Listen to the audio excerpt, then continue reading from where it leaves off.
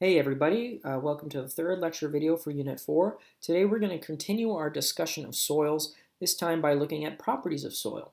Last time we talked about how soil forms and how soils differ across different biomes, how climate impacts the soil there, and what types of soil are good for growing crops. And today we're going to dig a little bit deeper, looking at different characteristics of the soils to determine why is that the case. What specifically about soil is going to make it better or worse for growing crops? The first property I want to look at are the different particles that are within soil. Generally speaking, soil has three different types of particles in it. It's got sand particles, silt particles, and clay particles. Sand particles are the largest and the heaviest.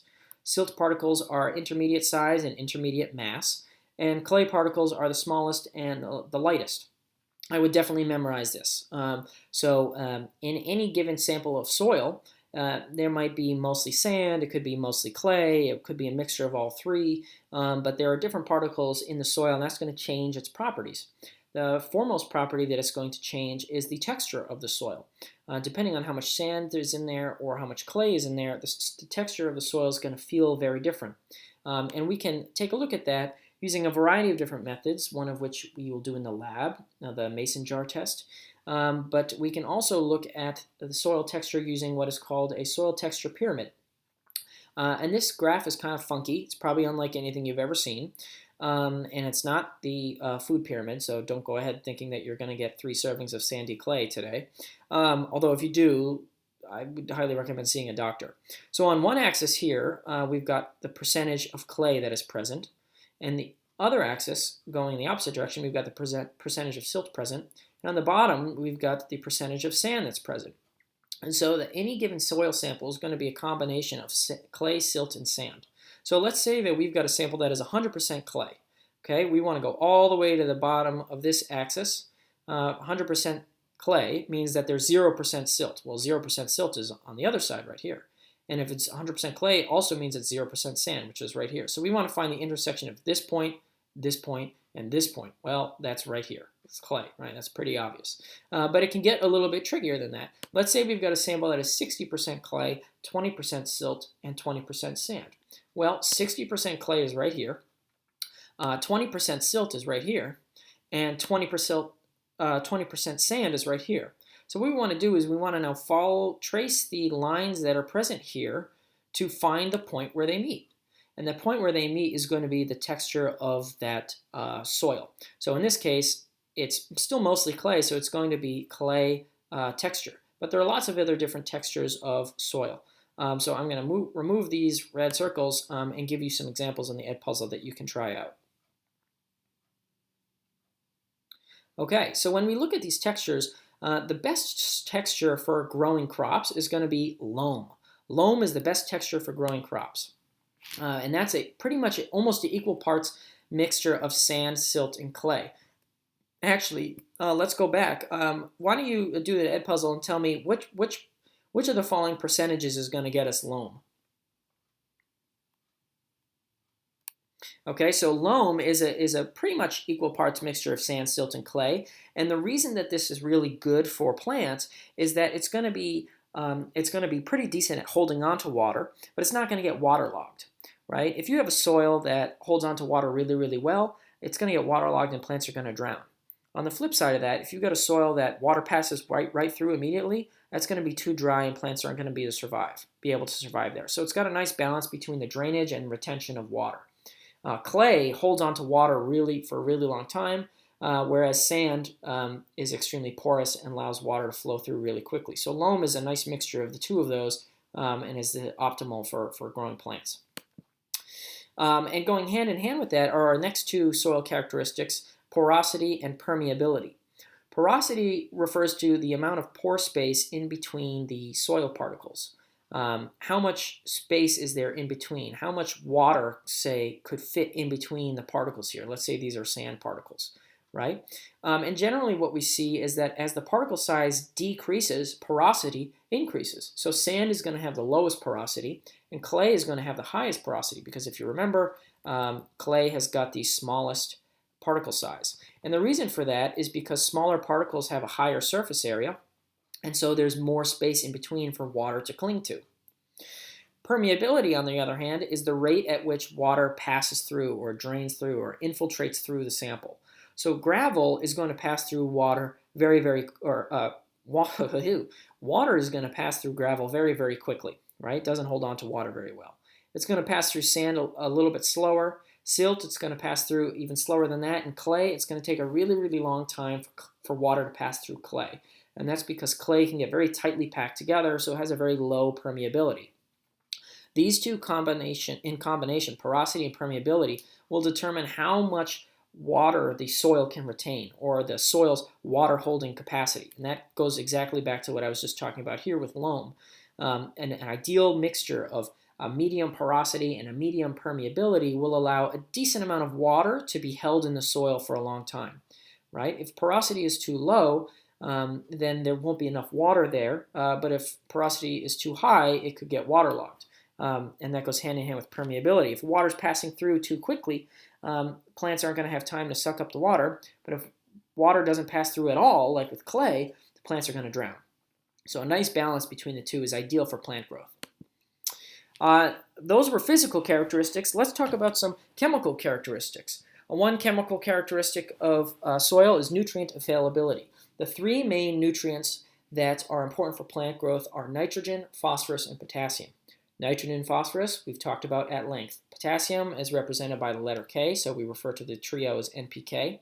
You don't really need to know much more other than that it's crucial for plant growth. And these will come from a variety of different sources. It could come from nitrogen-fixing bacteria in the soil. It could come from artificial fertilizers. It could come from manure or poop. It could come from compost. It could come from decomposition of organic matter, or it could come from the erosion of rock that would carry phosphorus, for example, down into the soil. So nutrients can come from a variety of different places, and a good balance of nutrients is going to be ideal for plant growth. If you don't have enough nutrients, plants aren't going to be able to survive. If there are too many nutrients, it might lead to one species dominating, like what we see with algae in bodies of fresh water. When there's too much phosphorus, then algae will grow out of control and will dominate the ecosystem, leading to eutrophication and eventually a lack of dissolved oxygen in the water. And the last one I want to talk about, the last chemical characteristic, is the soil pH and how that's going to impact the plant growth. Right? Remember this phrase, ecological tolerance. If the pH is outside the range of the plant's ecological tolerance, it's going to make it very difficult for the plant to survive. And there are a variety of reasons for that. One, strong acids can denature enzymes. Acids and bases can also limit the availability of various nutrients and the ability of plants to absorb them. This is a pretty interesting chart. It's got pH on the top here from pretty acidic at a 4.0 all the way to pretty basic at a 7.0 or a 10.0, neutrals in the middle here. And it shows various different important nutrients in the soil and where they are more or less available, right? So you can see the wider the area is, the wider the shape is, the more available it is in this pH range. So most nutrients are not widely available at very low pHs. Nitrogen, phosphorus, potassium, sulfur, calcium, magnesium all decrease in availability as it becomes more acidic. Iron, we actually see it more available as it becomes more acidic. One of the other elements not pictured here is aluminum. And as a soil becomes more acidic, it's actually going to increase the availability of aluminum for plants. This might sound like a good thing, except aluminum is toxic for plants. So obviously that's not so great. And you can see here that as the pH decreases, 6.5 to 5.2 to 5.5, the root systems of these plants is dramatically weakened. And that's due to the aluminum toxicity. They start absorbing this aluminum, starts messing with their cell walls and stuff, and it ends up hurting the plant. I didn't mention this, but high or low pHs can kill bacteria or prevent them from growing, which is going to have detrimental impacts on nutrient cycling and any mutualistic relationships between bacteria and plants. So one of the ways that soil pH can change is, I forgot about this. This is a cool example of how soil pH is actually pretty neat. Hydrangeas will change color depending on the pH of the soil they're planted in. This is a pretty well-known fact among gardeners, but I think it's a really cool example also of an indicator species because it tells you a little bit about the pH of the soil. If it's a deep blue, you know it's kind of acidic. If it's a deep pink, you know it's kind of basic, or more neutral, I should say. So one of the ways that soil pH changes is through acid rain. And acid rain is a phenomenon that can not only impact the soil pH, but it can also lead to chemical weathering of rock and help soil formation. So it's kind of like a double-edged sword here, where it can help create soil by weathering the rock, but it can also have negative impacts on the soil itself by altering the pH.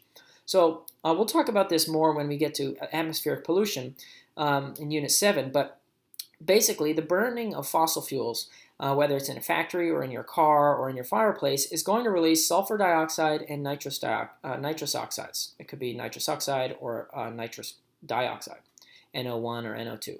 And these gases will go into the air, and they will react with water in the air to form sulfuric acid and nitric acid, right, which are basically pretty strong acids. And those will fall down in the rain, and they will get deposited in the soil, in the ecosystems down there. And that can have some pretty detrimental effects, as you can expect, on the ecosystem.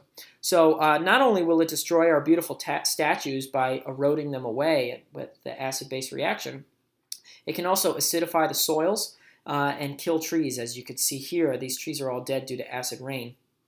One thing you can do to help reduce the acidity of soil is add lime, which is basically crushed up limestone. Acid rain can also impair the visibility and your ability to see. It can also have human health effects leading to asthma, bronchitis, and emphysema. So acid rain is not so great, and it's just another side effect of the fossil fuel combustion. Besides simply greenhouse gases, we also see this side impact of acid rain. So what I want you to think about now is which human communities are most impacted by acid rain and why. And before I pause this and give you some time to reflect, I want you to go back and think about where acid rain comes from. It comes from the formation or the burning of fossil fuels, mostly in power plants and from cars, right? So think about human populations and which populations of humans are going to be most at risk and suffer the most from acid rain. So take some time to reflect on that now. Okay, so yeah, probably what we're going to see is that the communities of humans that live near power plants are going to be more negatively impacted by acid rain because they're closer to where these pollutants are being emitted, right? It's not a crazy relationship. The closer you live to a power plant or an industrial zone, the worse the air quality is going to be, the more likely there's going to be acid rain there. Okay, thankfully, though, the Clean Air Act, which was passed in 1999, this is another piece of legislation you should know about, although it will become much more relevant in the spring when we get to Unit 7, so don't worry about it too much now. But the Clean Air Act has been extremely successful in reducing the emissions of sulfur dioxides by providing economic incentives, saying, oh, if as a company, if you're below a certain emissions goal, then you will actually get an allowance and you will get a tax break for that. So what we've seen is a significant impact of the Clean Air Act. In fact, going from about 16 million tons of SO2 emitted in 1990 down to maybe about 5.0 in 2010. What is the percent change for that? What is the percent change of emissions from 1990 to 2010? Yeah, it's about 66 or 68%, which is pretty substantial, right? That's a huge win. So the Clean Air Act has been really successful in that regards. And what we see is that this is in 1990 when the Clean Air Act was started in the United States. Orange is more acidic precipitation and green is less acidic. And what we see is that over time in 1990 and after 24 years of the Clean Air Act being in place, we see that the amount of acidic precipitation on the East Coast has dropped substantially. Right, so this is a great victory for many of the people who are living in and around these power plants. You might be wondering, why is this mostly on the East Coast and not on the West Coast? A couple things. Most of the coal in the United States is mined from Pennsylvania, West Virginia, the Adirondack area, or the Appalachian areas, I should say. So a lot of the coal is mined and burned in this area. But also there are denser populations here, so there's higher traffic of cars and fossil fuel combustion. Okay, and that's all I got for you today. Like I said, we'll be learning more about acid rain later in the year, but I wanted to introduce that topic because it can have a really big impact on soil pH. You'll be doing a lab related to soil properties, so you might have to revisit this video. Otherwise, write down your questions, bring them to class, and I will see you next time.